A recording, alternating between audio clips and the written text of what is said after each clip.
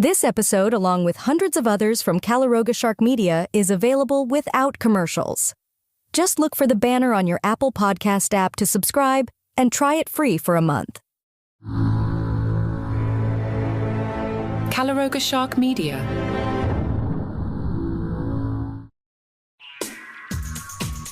Hi, and welcome to Taylor Swift Today, a short roundup of all the headlines around Taylor's music, tours, movies, and life. Eager Swifties descended on Lisbon's Estadio da Luz for Taylor Swift's first ever concert in Portugal last Friday, only to be met with chaos, confusion, and lengthy delays as they attempted to enter the sold-out show. Amsterdam resident Noelle Viveris, who traveled to the concert with 3 friends, expressed her frustration after spending thousands and thousands of dollars to see her idol perform. "I just want to be inside," she lamented, recounting her ordeal of waiting in line for over an hour, only to be caught in a massive bottleneck at the security checkpoint while trying to locate her correct gate. "We're herded cattle," Viveris said. "There's absolute chaos." She described being sent all the way outside the stadium after finally making it to the entrance, as opening act Paramore's set echoed from the open-roofed venue. Lisbon local Malika Nunes, who found herself in the same line as Viveris, noted that even the regular soccer matches held at the stadium on a weekly basis are more organized than the concert. "This is chaos. I've never seen anything like this," she said, witnessing fans jumping over barricades and security struggling to maintain control. As the 6 p.m. scheduled start time came and went, concert-goers grew increasingly restless in the mid-70s temperatures. A last-minute change by the show's producer allowed fans to bring sealed plastic water bottles up to 16 ounces into the venue, but no glass, hard plastic, or metal containers were permitted. When Swift finally took the stage an hour behind schedule, she made no mention of the delays or long waits endured by her devoted fans. "This is my first time getting to come to Portugal, and this is how you welcome us," the singer said, as the crowd erupted in cheers.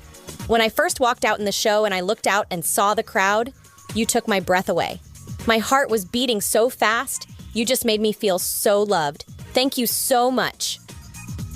Despite the rocky start, Swift proceeded to charm the audience by speaking in Portuguese at several points throughout the show.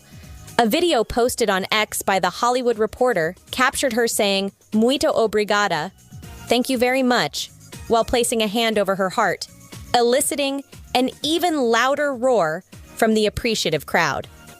The singer also showcased her language skills in a more practical manner, using Portuguese to ask security for assistance with the audience during performances of The Smallest Man in the World and Champagne Problems. For Lisbon couple Beatriz Simoes and Ricardo Matos, Swift's long-awaited Portugal debut provided the perfect backdrop for a surprise marriage proposal. Simoes was live streaming the show when Matos dropped to one knee during Love Story, precisely as Swift sang the lyric, "He knelt to the ground and pulled out a ring." "It was a total surprise," Simoes told people the day after the concert. "I'm still in total shock. It was magical, and everyone was so happy." Matos had meticulously timed his proposal to coincide with the song's 8th verse in Swift's extensive 46-song setlist, creating a moment the couple will undoubtedly cherish forever. More in a moment.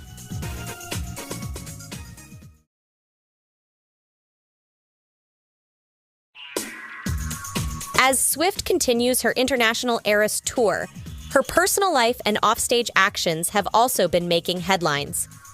Kansas City Chiefs player Travis Kelce recently defended his teammate Harrison Butker on an episode of his New Heights podcast, after Butker sparked controversy with a college commencement speech extolling women's role as homemakers.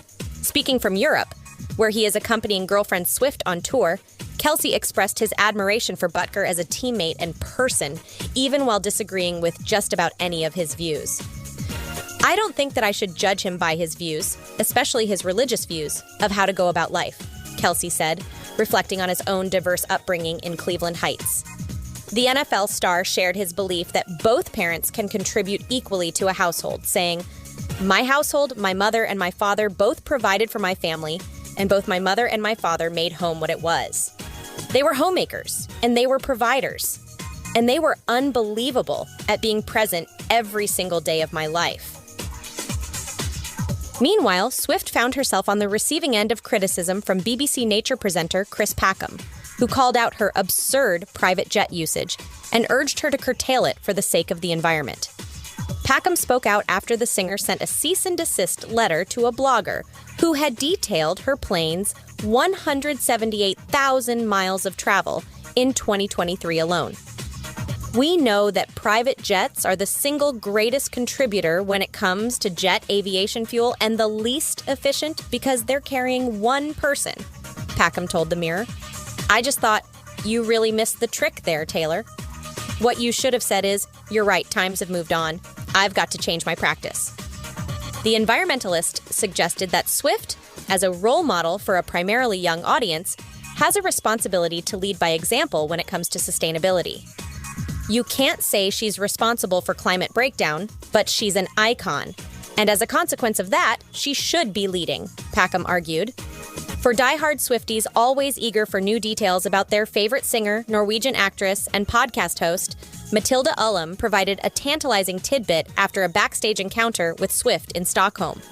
When an Instagram commenter asked what the superstar smells like, Ullum replied simply, and with a flurry of crying emojis, success. As the Eras Tour continues to make its way across Europe and beyond, fans can likely expect more memorable moments, surprise appearances, and glimpses into Swift's offstage life. And while the Lisbon show may have gotten off to a rocky start, the singer's ability to connect with her audience, in any language, remains as strong as ever. And there you have it. Please follow us on Spotify, Apple Podcasts, or your app of choice, and leave us a rating or review if you love the show. I'm Annalise Idle, thanks to Mark Francis and John McDermott. Portions of this podcast may have been created with the assistance of AI, but the ingredients are 100% pure Taylor love.